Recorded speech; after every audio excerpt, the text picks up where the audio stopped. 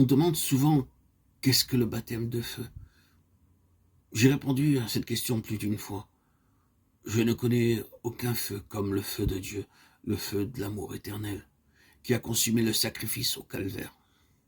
Ce dont l'Église a besoin, c'est du baptême d'amour. Et pour le recevoir, il faut qu'à l'instant, nous nous mettions la face contre terre devant Dieu et que nous plaidions. Seigneur, que l'amour descende du ciel dans mon cœur, l'abandonne ma vie pour prier et vivre comme quelqu'un qui s'est livré afin que l'amour éternel habite en lui et le remplisse.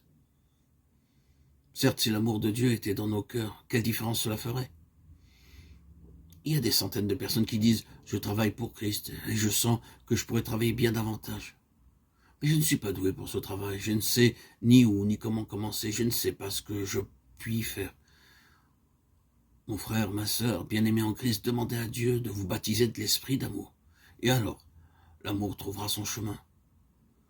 L'amour est un feu qui consume toutes les difficultés. Vous pouvez être un timide, un hésitant, qui ne peut pas bien parler, mais l'amour peut consumer tous les obstacles. Seigneur, remplis-nous d'amour, c'est si simple. Demandez-lui, Seigneur, baptise-moi de ton esprit d'amour. Frères et sœurs bien-aimés en Christ, nous en avons besoin pour faire le travail que Dieu nous confie. Vous avez certainement lu bien des récits touchants au sujet de l'amour chrétien et vous avez dit « c'est magnifique, merveilleux, sublime ». J'ai entendu un récit de ce genre il y a quelque temps.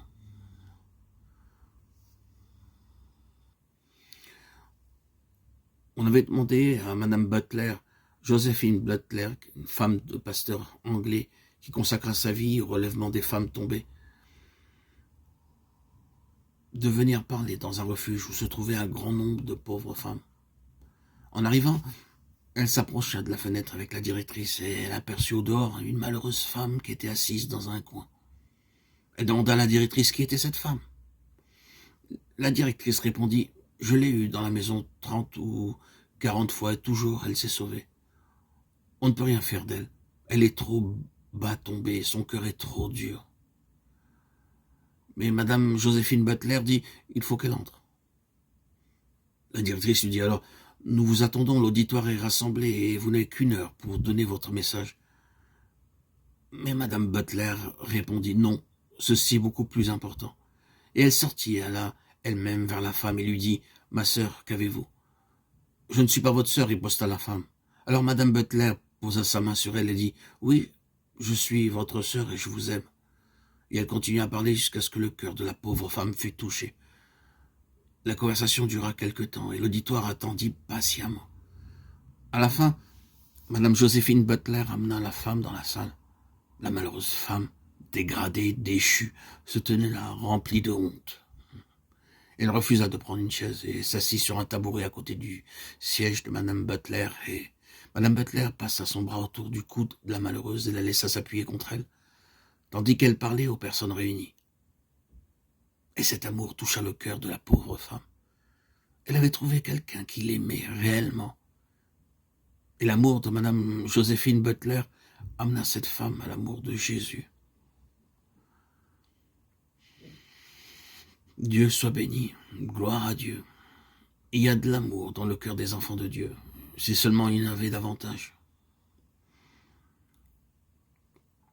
Je vous invite à lire la biographie de Joséphine Butler, sous le titre de la noble vie d'une femme.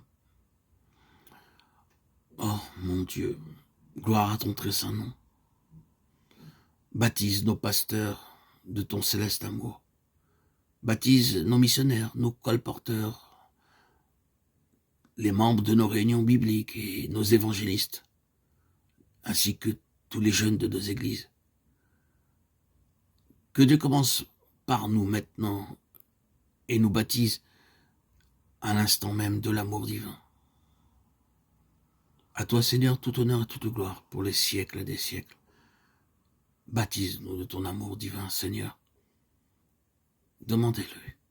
Demandez au Seigneur, c'est si simple, de vous baptiser dans l'esprit d'amour. Et quoi qu'il arrive, l'amour trouvera son chemin dans vos cœurs. au moment opportun pour fusionner en communion avec l'Esprit Saint et vous permettre de connaître et de vivre expérimentalement l'amour de Dieu dans vos vies, quotidiennement, en permanence.